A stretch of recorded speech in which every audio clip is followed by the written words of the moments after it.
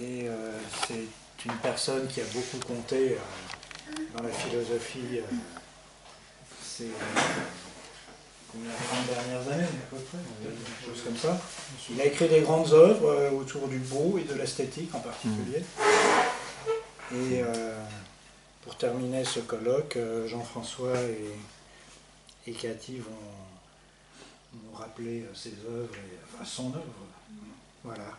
Et bien, je ne sais pas comment vous êtes organisés, allez-y. Cathy va commencer. Bon, c'est vrai que c'était un œuvre exceptionnelle. On va essayer de vous donner quelques petits éléments aussi pour rappeler ce qu'il représente pour nous. C'est vraiment entre philosophie, théologie, littérature. Il faut citer L'Effroi du Beau, c'est un livre de 1987. Il est mort donc à 66 ans. C'est une figure majeure de la philosophie française. Après Ricoeur, après d'autres grands noms. Un dialogue très fécond donc aussi avec les Écritures et puis en ce qui me concerne avec Saint-Augustin, il y avait la dette qui est la mienne. Cathy, je te donne la parole. Merci beaucoup. Je voudrais d'abord remercier de nouveau l'accueil qui nous est réservé ici à cette académie du Val de Seine. Et puis voilà, donc je suis contente qu'on puisse prendre un temps pour rendre hommage à Jean-Louis Chrétien qui a véritablement fait avancer la philosophie française. Et je ne vous cacherai pas que voilà, la tristesse que j'ai éprouvée en apprenant sa mort vendredi, il a 66 ans, il était très malade. Je ne le connaissais pas personnellement, mais j'ai pu assister à ses conférences, notamment à la chaire Gilson, lire ce que d'un cœur de grâce il écrivait, et essayer également de transmettre l'esprit qu'il transportait dans son écriture à mes étudiants, qui sont littéralement tombés sous le charme de sa grâce. Il fallait aussi entendre sa voix, poser les mots et porter l'auditeur dans des lieux que l'on n'imagine qu'avec l'aide d'un poète. Et je me suis posé la question de savoir pourquoi on est touché à ce point quand on lit et quand on entend Jean-Louis Chrétien. Pourquoi sa plume répond-elle à des besoins tellement essentiels aujourd'hui? Comment décrire la réponse qu'il propose à notre société, car son style, lié au fond de sa pensée, ne font jamais que suggérer et n'entravent jamais la liberté de l'accueil ou de l'hospitalité par un autoritarisme savant. Nous le suivons si nous voulons, aux confins de l'expérience phénoménologique et poétique.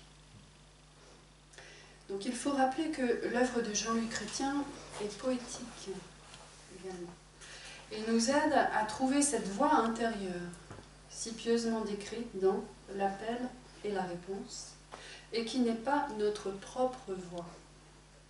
Je cite, « Y a-t-il et peut-il y avoir une voix purement intérieure, que je sois seule à entendre, même si elle peut s'adresser à tous? Quel est son mode de donation phénoménologique? En d'autres termes, selon quel sens de l'audition pouvons-nous dire que nous l'écoutons et qu'est-ce qui nous autorise à la désigner comme une voix et non pas, par exemple, comme une illumination ?» Fin de citation. Cette proposition peut paraître désuète dans une ère où, pour reprendre la prose heideggerienne, le « on » domine tout, c'est-à-dire le « on », c'est une prescription moyenne, nous enjoignant à nous conformer à une norme de basse altitude, mais très commode ou commerciale, si l'on veut utiliser ces termes aujourd'hui. Donc, dans une société de très grande consommation, centrée sur l'ego, sur l'image qu'elle a d'elle-même, plongée dans une inauthentique relation à l'être, voire dans l'oubli de l'être, la parole de Jean-Louis Chrétien et l'analyse qu'il en propose amènent à un contraste ne pouvant manquer de provoquer un émerveillement profond, tant cette parole nous transporte et nous fait découvrir des lieux à la fois insoupçonnés et espérés. Insoupçonnés car ces lieux émanent de son génie philosophique. Espérés car tout à chacun, les lecteurs de Jean-Louis Chrétien, en tout cas, ne jettent pas l'éponge et cherchent, tout en manquant du génie de celui qui leur apporte la bonne parole. Là où Heidegger dénonçait ce que nous appellerons la désubstantialisation des mots, sous l'effet de la technique, et ce dans une conférence portant le titre de la question de la technique, mais aussi dans un poème, un très beau poème, où il posait la question de savoir quand les mots redeviendraient des mots, Jean-Louis Chrétien retrouve l'essence même du nommé et propose comme lieu de retrait ou de protection de l'essence sémantique et ontologique rien moins que l'arche de la parole.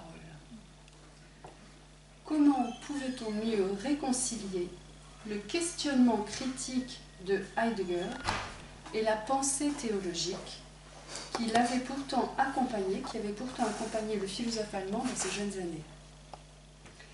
La maison de lettres, qu'est la Sprache chez Heidegger, devenait alors l'arche de la parole chez Jean-Louis Chrétien. Qu'est-ce donc que Jean-Louis Chrétien nous apporte dans une philosophie qui est clairement une philosophie chrétienne et qui ose, dans une société laïcisée au possible, sa société française, prendre en charge la pensée théologique sans que, et c'est peut-être là le miracle, son lectorat ne se limite à un lectorat catholique, car dans l'amplitude de son verbe, il déborde de ce qui est singulièrement théologique ou religieux pour devenir communément humain et poétique, tout en nous permettant de trouver assise dans un discours où se cultive l'esthétique de l'être. Tel Mozart, affirmant dans ses carnets que la musique est ce qui se trouve entre les notes, Jean-Louis Chrétien accordera au silence, lieu de réverbération par excellence, une place de choix. Ainsi découvre-t-on avec le même émerveillement que celui qui nous accompagne tout au long de la lecture de ces textes, eh bien, nous découvrons au silence le pouvoir d'offrir l'hospitalité. Je cite, « Dans l'ordre de la nature, comme dans celui de la grâce, les pensées les plus diverses ont porté témoignage de cette silencieuse nativité de la parole. » C'est tiré de l'Arche de la parole. Fin de citation. Encore fallait-il articuler parole et silence, ou silence et parole, ce qui fut fait, là aussi, de façon poétique. Jean-Louis Chrétien pose que silence et parole s'entr'appartiennent. Le silence devient ce qui donne parole à qui sait parler. Et il n'est que pour un être doué de parole, petit clin d'œil à Aristote. Jean-Louis Chrétien refusera de définir le silence comme simple absence, et, faut-il le rappeler, lui non plus ne sera pas absent, et n'est pas absent, bien qu'il nous ait quittés. Le silence est chargé, lui aussi, sinon de sens, de la possibilité du sens. Il n'est pas néant, dira-t-il, de même que la lumière ne provient et ne dérive d'aucune façon de l'obscurité, laquelle n'est que son absence, tandis que la parole naît du silence. Donc nous avons repris ce thème hier, j'ai repris ce thème, cette dernière proposition, puisque dans la grande antiquité, chez des auteurs comme Hésiode, l'obscurité, la nuit, peut engendrer la lumière et le jour. Jean-Louis Chrétien insiste alors sur le silence attentif, là où Heidegger parlait du silence gardé, modalité de la retenue ou du retrait de l'être. Le philosophe nous invite encore à écouter le silence, et nous parvenons ici dans un véritable exercice spirituel à l'image de ceux que commenta Pierre Hadot dans ses études sur la philosophie antique et qui invitent à l'humilité. Écoutez le silence. Écoutons le silence, aurais-je envie de dire, si ce n'est que souvent, irrémédiablement, à ce moment-là, la cloche se met à sonner. Je pensais qu'on allait faire avant la messe, en fait. fait un cours sur l'écoute chez Heidegger à la Cato de Lille. Et au moment fatidique, la cloche sonne. Et ça, c'est tous les lundis. Bon. Et à nous dire qu'effectivement, c'est bien le silence qui donne voix à la parole ou qui donne corps au son. En tout état de cause, le silence est lourd de sens. Je cite, « Il nous repose ou nous exalte.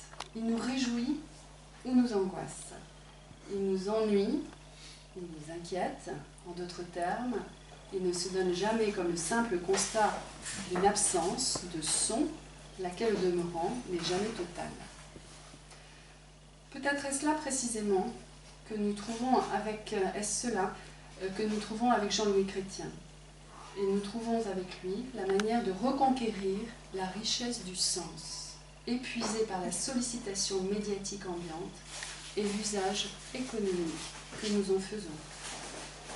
Je cite, « Car la parole du bavardage, la parole qui parle pour ne rien dire, ne donne au contraire aucun silence à entendre, et ne lui donne rien non plus de ce qu'elle aurait éclairé. » Fin citation. Outre la grâce qui accompagne son écriture, il y a chez Jean-Louis Chrétien un véritable acte pédagogique, par lequel il forme son lecteur à une attention toujours plus grande, et ceci en l'emmenant dans les méandres de l'expérience phénoménologique. Et à la différence de Heidegger, son texte est peuplé de références culturelles et philosophiques. On y rencontre des gens comme Carl Levitt, Nietzsche, Aristote, Rimbaud, Philon d'Alexandrie, etc., qui sont des classiques, mais aussi Samuel Beckett, naturellement, puisque la tente de Godot est animée, si je puis dire, par le silence. Sans le silence, Godot n'attendrait pas. Sans le silence, pas d'attente. Mais c'est un autre roman de Godot que cite Jean-Louis Chrétien dans l'Arche de la Parole, une autre œuvre intitulée L'Innommable, qui accompagne sa quotidienneté de chercheur et de philosophe. Donc on a une petite vue aussi sur ce qui peuple sa quotidienneté. Et de citer Samuel Beckett, donc, qui propose une phénoménalité du silence. En vérité, ce n'est pas tout de garder le silence, mais il faut voir aussi le genre de silence qu'on garde.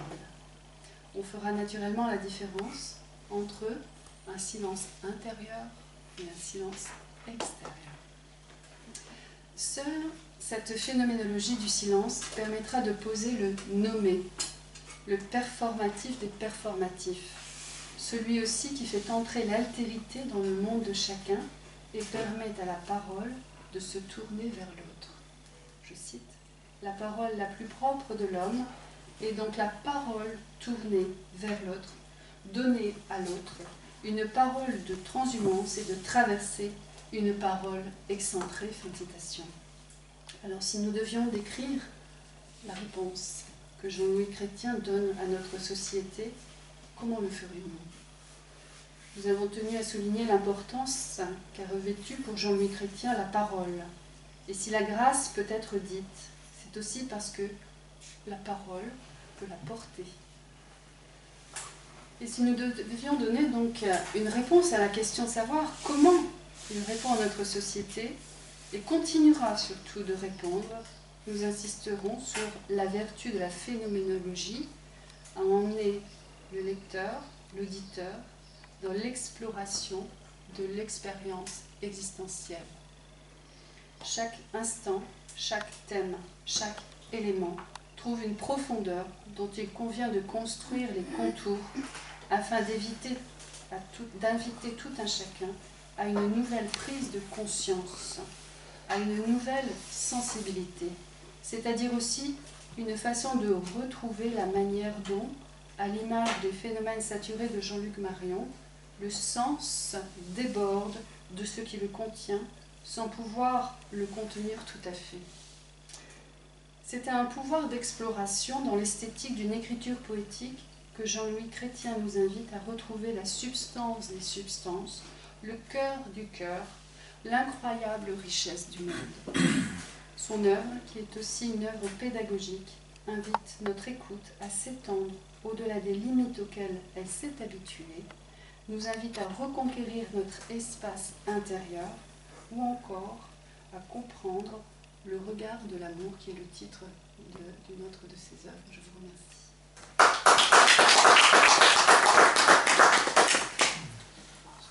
présentation, j'enchaîne avec mon propre hommage à Jean-Louis Chrétien. Pour vous dire tout simplement que l'entrée dans une œuvre ne se fait jamais que par des circonstances singulières, et il m'importe ici avec vous de retracer ce qui m'a lié à lui. Ce qui me liait à lui, c'est d'abord ce document que je vous montre, qui s'appelle un tapuscrit original de Jean-Louis Chrétien. En l'occurrence, c'est son mémoire d'habilitation à la direction de recherche qu'il a soutenu en 2003 à la Sorbonne. Manuscrit étrange. Si vous avez passé taper sur une vieille machine, numéroté à la main, sans table de matière. Le tout jauni par les cigarettes d'un de ses examinateurs, le père Boulvin-Madec, un de mes prédécesseurs, pour lequel Jean-Louis Chrétien ne cachait pas son admiration. Et l'estime était réciproque. Boulvin-Madec parlait de Jean-Louis Chrétien en disant cela. Je cite: l'augustinien de service de ce jury, vous imaginez un jury à la Sorbonne, l'HDR c'est le diplôme le plus important de l'université, après la thèse. L'augustinien de service de ce jury doit avouer d'emblée son embarras, parce qu'il n'a jamais trop bien su ce que c'est que la phénoménologie. Madec était très impressionné d'être dans ce jury avec Jean-Louis Marion, avec Jean-Luc Marion, avec Audienbach, avec, bon, je ne vais pas tous les citer, un jury très prestigieux. Ensuite, parce qu'il n'a que des compliments à faire aux candidats. Depuis 45 ans que je fréquente la littérature secondaire sur Saint-Augustin, je n'ai jamais lu un ouvrage tel que le vôtre. Je faisais référence à Saint-Augustin et les actes de parole. Une pareille intelligence cordiale. Fin de citation. Or, pour que Boulvin-Madec fasse un tel éloge, il en fallait vraiment beaucoup. Pourquoi? Parce que Boulvin-Madec était considéré comme le gendarme de l'augustinisme. Et dans le bulletin de la revue des études augustiniennes, il pouvait avoir la plume très féroce. Un certain nombre de nos collègues, qu'on ne citera pas, en ont fait les frais. Et Boulvin-Madec était très respecté, hein, évidemment, dans le monde universitaire, je précise.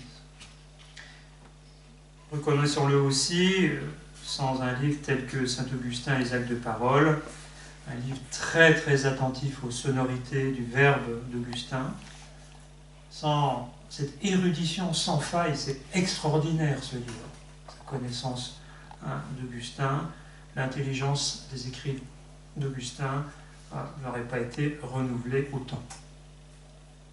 Mais il n'y a pas que Saint-Augustin et les actes de parole, on voit à travers toute l'œuvre, hein, de Jean-Louis Chrétien que la présence augustinienne était forte. On pourrait citer toutes les mentions, notamment dans l'inoubliable et l'inespéré, mais je ne vais pas faire de l'érudition ici.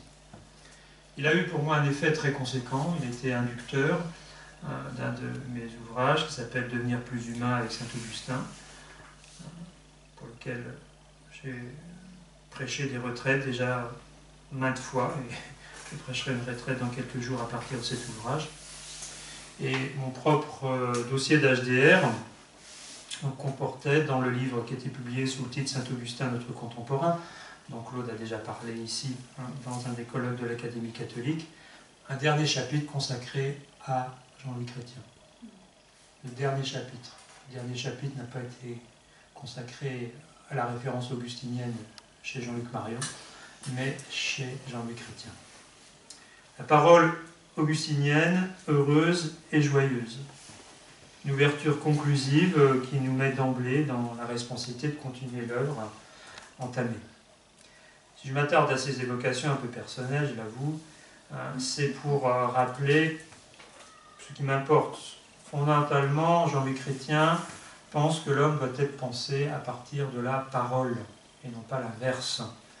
Et que nous avons besoin d'être délivrés de ce qu'il appelait l'anthropocentrisme, ou mieux encore, l'anthropolatrie contemporaine. Il y avait sans doute un jugement sévère, peut-être un peu intempestif, mais il aura été un phénoménologue hors pair. Et il ne cessera de déployer cette sensibilité, cette érudition jusqu'au bout, jusqu'à un de ses derniers livres qui s'appelle Fragilité, qui a publié en 2018, et qui montre aussi les insuffisances des études sur la vulnérabilité, qui sont aujourd'hui très répandues. Les éthiques du Caire envahissent le champ aussi de la philosophie. Pourquoi a-t-il écrit ce livre? Parce qu'il était fragile lui-même. Je me souviens de lui rasant les murs de la Sorbonne pour ne pas être inquiété. Un de mes professeurs, Alain Renaud, disait « Mais c'est pas avec moi que vous devriez faire votre thèse, c'est avec lui ». Et lui, c'était cet homme avec son petit chapeau qui rasait les murs à toute vitesse pour éviter d'être interrogé. Il était difficile de l'accoster. Les images publiques qui sont parues dans la Croix, Libération, et ça montrent qu'il n'avait pas de téléphone. Il avait un fax, il répondait par fax. C'était anti-moderne. Et souvent, anti-moderne, au sens où il refusait un certain nombre d'inepties de la modernité, disons ça comme ça. S'il retoquait un certain nombre de ses étudiants, c'était plus par timidité que par méchanceté. C'était une façon pour lui de se protéger. D'autres dans la salle pourraient le dire. Comme Goulevin-Madec, il déplorait ce qu'on appelle les procédés cédéromiques. Il ne suffit pas d'avoir une notion et chercher avec un cédérom toutes les occurrences dans Saint-Augustin pour faire un travail intelligent. Et comme Madec, il disait de mon temps, c'est-à-dire au IVe siècle. Lors de son habilitation, le philosophe ne s'était pas embarrassé du fameux mémoire de synthèse, un exercice totalement spinoziste, où il faut montrer la cohérence de tout ce qu'on a fait depuis le début, pour essayer de se justifier. Non. Nous savons tous qu'un philosophe n'est jamais philosophe que d'occasion, pour paraphraser Henri Dubac, à propos de la théologie. Et il avait tout simplement renvoyé son jury à un de ses écrits, la rétrospection, qu'il avait faite dans la deuxième édition de L'inoubliable et de l'inespéré. Le jury n'avait guère tenu compte de cette effronterie. À ce stade, on juge ses collègues et ses différents. Rodiembach avait déclaré, je le cite pour vous montrer aussi la texture de son œuvre, « Situé à la confluence de la phénoménologie, de la philosophie de la religion, de la philosophie de l'art, de l'histoire et de la philosophie, dans un style qui cherche moins l'érudition académique que l'adéquation entre la forme et le contenu,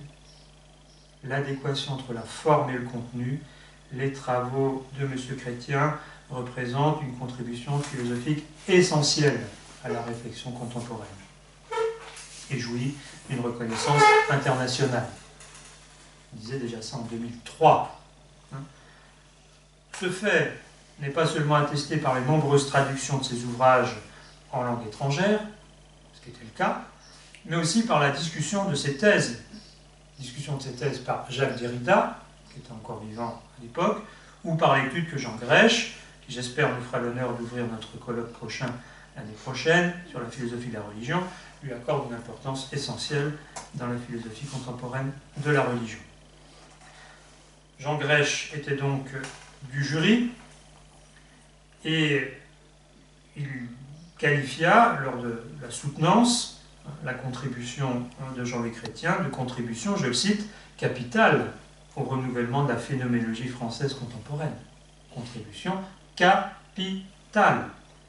De fait, depuis l'étude de Janicot, Jean-Louis Chrétien était considéré comme d'autres, Lévinas, Michel Henry, Marion, comme un protagoniste de ce que Janicot avait appelé le tournant théologique de la phénoménologie française. Ouvrage central qui a marqué une étape dans la réception phénoménologique en France. Parce que Janicot jugeait, après ses repris, qu'une bonne phénoménologie devait s'en tenir à un pur plan d'immanence.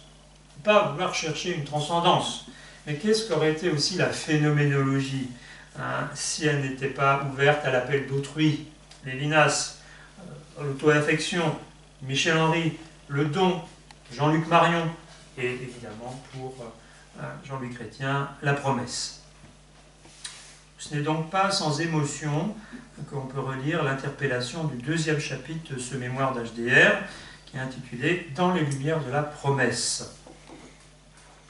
Avec une réflexion sur la promesse, notamment sur la promesse en matière religieuse, c'est exactement ce sujet que j'ai repris souvent.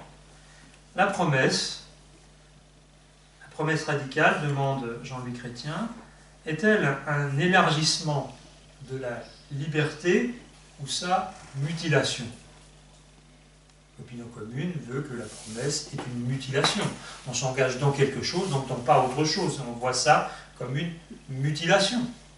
Or, c'est exactement l'inverse que pense et que montre et que prouve Jean-Louis Chrétien. Ce chapitre sera repris dans un collectif qui s'appelle Les philosophes au risque de la promesse. Et vraiment, Jean-Louis Chrétien s'est interrogé sur la promesse à partir de la parole. C'est l'une des plus hautes possibilités, selon lui, de la parole. Et spécifiquement de l'élargissement qu'elle provoque, notamment dans la vie religieuse. Et il va commenter aussi Saint-Augustin, la lettre 127. Je la cite. « Avance, toi, avec audace. Ce que tu as dit, accomplis-le par des actes. C'est lui-même qui t'aidera, celui qui a demandé tes vœux. » Fin de citation. Donc celui qui nous demande de faire une promesse est garant de la promesse. En fait, on doit à Jean-Louis Chrétien non seulement d'avoir brouillé les frontières épistémologiques, comme on dit, entre philosophie, théologie, littérature, il s'en était clairement expliqué dans sa rétrospection, que j'ai déjà citée, en 1999. Je le cite, « Quant à leur articulation interne, elle réside en cela qu'il est possible, comme tant de philosophes l'ont pensé, que la philosophie pose des questions auxquelles elle ne puisse répondre de façon ultime et qu'elle ne puisse se renfermer sur elle-même. » Éviter à la philosophie, comme à la théologie, comme à d'autres disciplines, de se renfermer sur elle-même. Et lors de la soutenance, Jean Grèche avait relevé ce point et s'en était ému, en demandant tout simplement, mais pourquoi refuser à Jean-Louis Chrétien, puisque c'est l'époque où on disait vous êtes un philosophe chrétien, entendu vous n'avez pas le droit de citer parmi nous, c'était encore la voix très laïque que certains voulaient défendre, l'écart, plus ce qu'on concède à Heidegger, puisque tout le monde reconnaît aujourd'hui que Heidegger a été influencé par la théologie, c'est le moins qu'on puisse dire. Je cite encore Jean-Louis Chrétien, Jean Grèche, pas plus que ce dernier ne renonce à son identité de philosophe en commentant Hölderlin, que Cathy a commenté ici, le premier ne cesse d'être philosophe quand il lit Lacordaire, Bérulle, François de Sales. Et effectivement, l'érudition monumentale de Jean-Louis Chrétien, c'était de lire Bérulle, de lire Lacordaire, de lire François de Sales et bien d'autres encore. Et vraiment, la posture de Jean-Louis Chrétien, le style d'écriture, rappelle énormément celui d'Emmanuel Mounier. Pardon de tirer la couverture, mais trop philosophe pour être écrivain, trop écrivain pour être philosophe. Le reproche systématique était fait à Mounier. Vous n'êtes pas philosophe vraiment, vous êtes un littéraire. Puis de l'autre côté, ah mais non, mais vous n'êtes pas vraiment un écrivain, vous n'êtes pas parmi nous, vous êtes dans le plan des philosophes. Ce n'est donc pas un hasard si Jean-Louis Chrétien, comme Mounier, s'était abreuvé aux mêmes sources. Et notamment une d'elles, qui est l'objet de ce mémoire d'HDR, le 5e chapitre, Péguy. Le 5e chapitre de l'HDR s'intitule « Penser la chair avec Péguy ». Déjà, dans l'inoubliable et l'inespéré, Chrétien s'était penché sur Péguy, principalement les vertus de l'oubli et de la perte. Il avait cité Clio. Cette phrase peut-être que vous connaissez. Il y eut juste assez de documents perdus.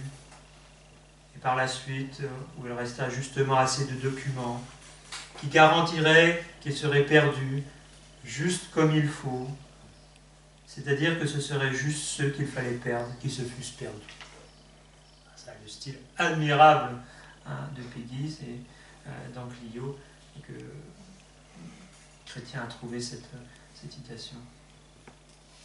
En 2003, par contre, il porte encore sa réflexion sur Peggy, mais sur le corps, ou plus précisément, pour reprendre des termes péguistes, l'inscription.